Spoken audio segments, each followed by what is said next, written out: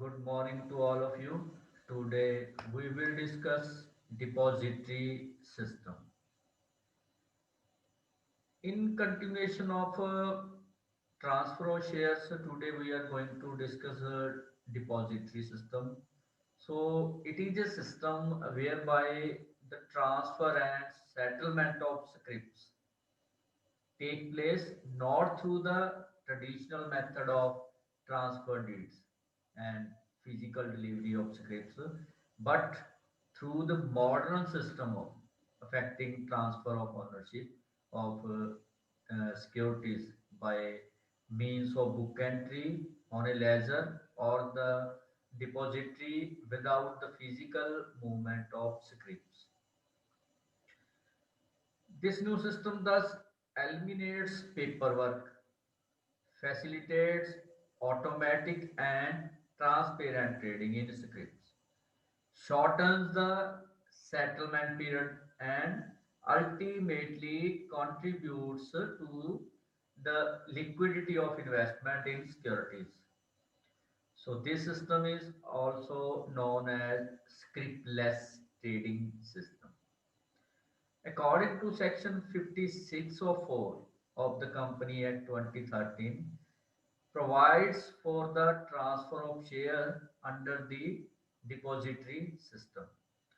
Under this section, when a company is doing a transfer of shares or other securities through a depository, then one should inform the details of allotment of shares or securities immediately to the depository. At present, there are two depositories in India. First one is National Security Depository Limited. We call it NSDL in short form. And Central Depository Services India Limited, CDSL. National Security Depository Limited, NSDL, which commenced operation during November 1996, was promoted by IDBI, UTI, and National Stock Exchange. And the other side, Central Depository Services commenced operations during February 1999. It was promoted by Mumbai Stock Exchange in association with some banks like Bank of Baroda, Bank of India, SBI, and HDFC. And now we will discuss more benefits of depository system like uh, reduction in paperwork and elimination of risks associated with physical scripts such as theft, forgery, mutilation, loss of share certificate, etc. And elimination of bad delivers, increased liquidity of scripts through speedy settlement, and reduction in delays in registrations. Another one, low transaction cost for purchase and sale of securities compared to physical mode. No stamp duty on transfer of securities. Facilities the issuer companies to update the information regarding shareholder and to communicate with them in better way. Another benefit is attract foreign investor and promoting foreign investment and emergence of healthy and efficient capital and greater opportunity for the development of sophisticated custodial services. So these were some benefits of depository system. Now we will discuss procedure for shares transfer by depository system. So there are few steps. We will discuss it one by one. So step one, the transfer of the share has to give delivery instructions to the depository participant number one to transfer the shares and debit his account against the clearing member. One pool account with DP1. The clearing member one pool gives a parallel receipt instruction to DP1 to accept the transfer in his or her clearing account, especially if standing receipt instruction for all credits into his clearing account is not given. In turn, the securities are transferred from selling client account to clearing member pool account with DP1. So this was the first step.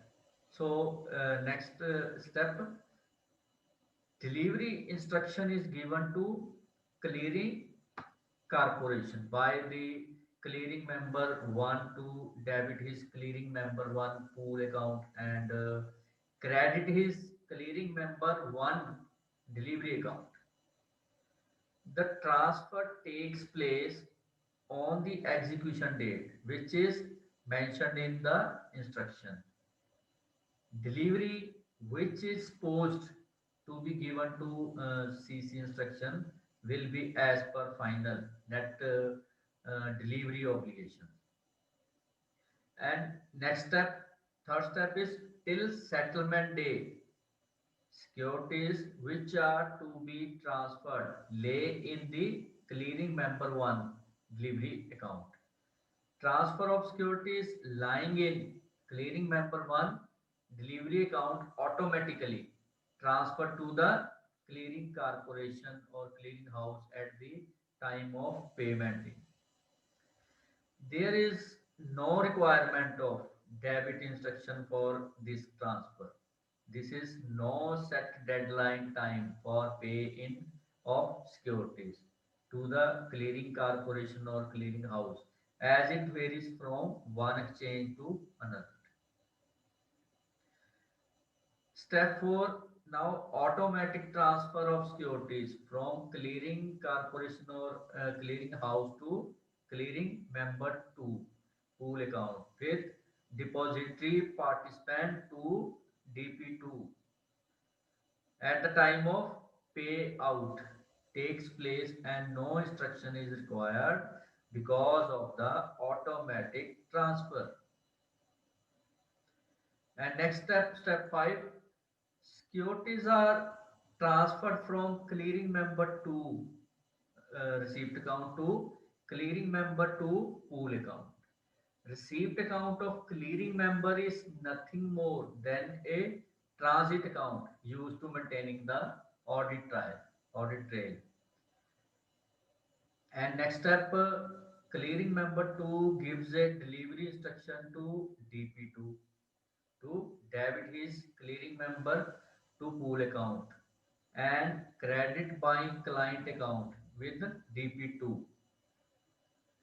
The buyer gives parallel receipt instruction to DP2 to accept in his account securities transferred from clearing member to pool account through DP2 unless he has not given a standing instruction to receive credits to his account. And step 7 is lastly, the transfer of securities take place from clearing member to pool account by client account with DP2. The securities will remain in clearing member pool account until one receives the delivery instruction. So this was the procedure of a depository system. Hope all of you understand it. In next lecture, we will discuss transmission of shares. So till then, okay, bye, take care.